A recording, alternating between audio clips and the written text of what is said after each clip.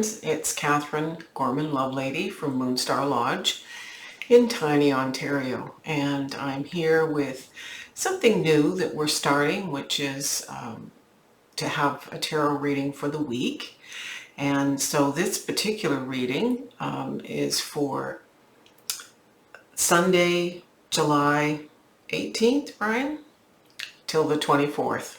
And we will be putting out on the 23rd a full moon reading. In fact, I may put it out on the 22nd, simply because it's the very last perigee full moon or super moon of this year. When I consult my charts, I see that we have micro full moons, and then we get into going from micro new moons into super new moons. So it's kind of flipping.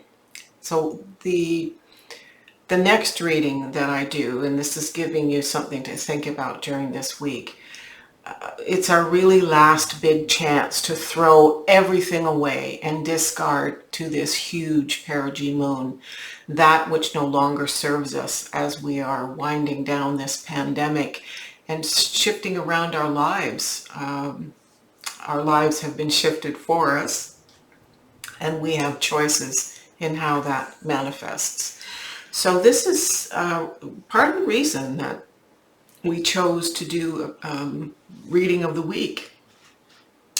So the decks I'm using are coming up in a video, this one at least. This is the Marigold Tarot, which I just received, and an unboxing video will be coming out this week on Tuesday, so you get to see more of the deck then, along with another Marseille deck.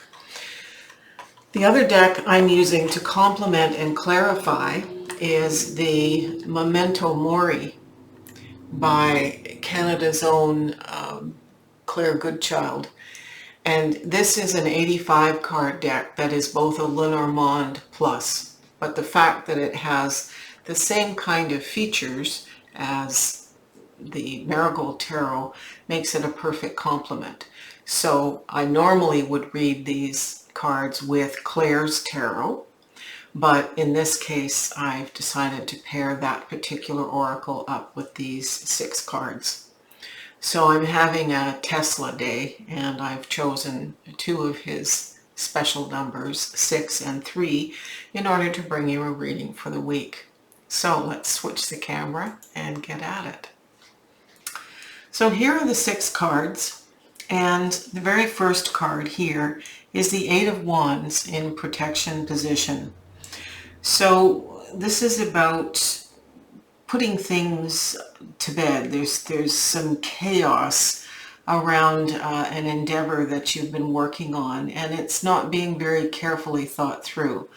So where you're trying to get something completed, we know that wands are fire, the fire in the belly, the passion we have.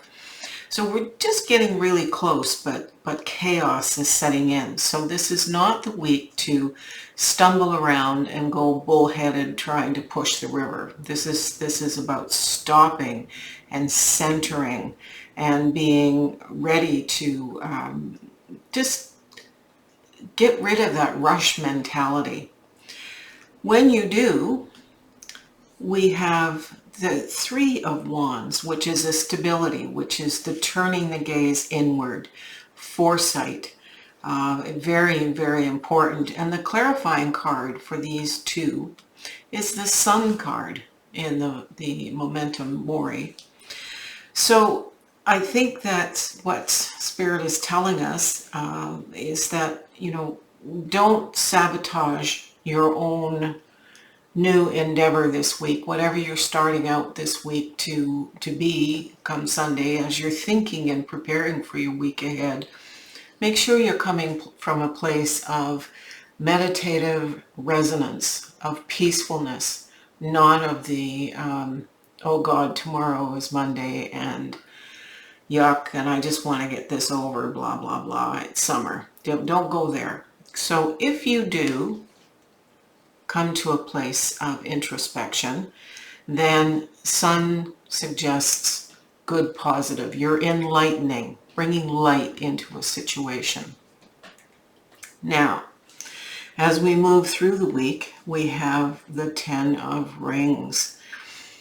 Rings in this deck represents pentacles. And so that's our earth life, our prosperity, our home. And the 10s are always ends of cycles. And again, there's a little bit of pressure here to wrap up and balance and juggle. This is about juggling home and family and kids and potentially daycare. And now that the province is opening up again, we're reintegrating some of those external activities. And we are always reminded that we are functioning as spirits in this life, but we are not of this life. We are of spirit. So I'm just going to ask Mr. Guy who does everything, if he's could just douse this anchor card for me for a moment. So you're going to see some dowsing rods come in over the cards, and I just want to double check, is this an appropriate response to this or this card? Both cards, perhaps? I'll ask one question. Okay. For the first card, for the second card. Okay. Oh, that one. So the anchor in Lenormand is something that holds us firm and stable. And so it's okay to see your earthly life, your human existence, as something that anchors you, that is firm and stable. But the converse perspective here is seeing this rather than as stability, but as a burden, as something holding you back. So you could find yourself by midweek doing some dreaming. Here we are with the Seven of Cups, and the Seven of Cups sometimes gets a bad rap. It can be a card, if we let ourselves, that represents thinking back in time to the good old days and just wasting time, watching the clouds roll away. I'm paraphrasing song lyrics here. But it's also about intuition, and it's a card that's about allowing us to free flow in our minds. So it's trying to get us back on track with this new project here, this Fire in the Belly project. It's our only water card here, which is interesting. We have earth, air, fire, and water represented in these 6 cards, and that's sometimes a bit of a surprise. So anchor yourself in the positive way with some new ideas. Get yourself in a position where you can make firm something that comes up in your intuition. Now, if you do that, okay, stay away from the disheveled mind, so to speak, and stay with a good creative flow. By the time we get toward the end of the week, you are in the position of the King of Swords. Powerful, in control, but swords, the king particularly, is clarity, knows how to delegate, knows how to organize, has this new plan all figured out. And this brings us to the last card, the Ace of Rings, Ace of Pentacles. So this is another brand new enterprise. So what this tells me is that it doesn't take you very long from Sunday to the following Saturday to have everything organized for a brand new venture. And this brand new venture, because this card more or less represents the full moon, that's Friday, sort of Friday, Saturday here, you've got it all put to bed. So that requires you to think it through.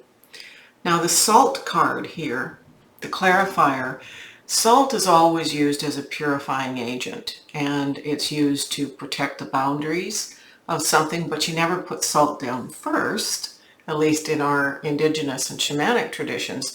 You do all the ceremony, you clear the area, you fix the perimeter, and then you lay your salt so that nothing untoward. So this is a harbinger of by the full moon night, you need to be doing some sort of protective ceremonies. It's not an us and them, where we are all part of the same cosmic energy. Rather, this is about just securing and doing ceremony that gets you in a good and sacred way for third quarter and the beginning of this new enterprise.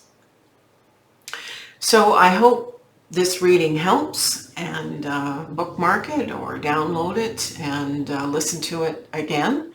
Please feel free to like this video, share the video, subscribe.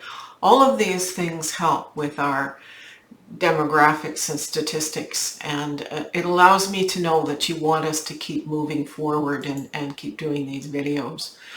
So thank you for your attention and your time, and I hope this gets you inspired to produce this week and have some exciting new adventures. Let me know. Miigwech.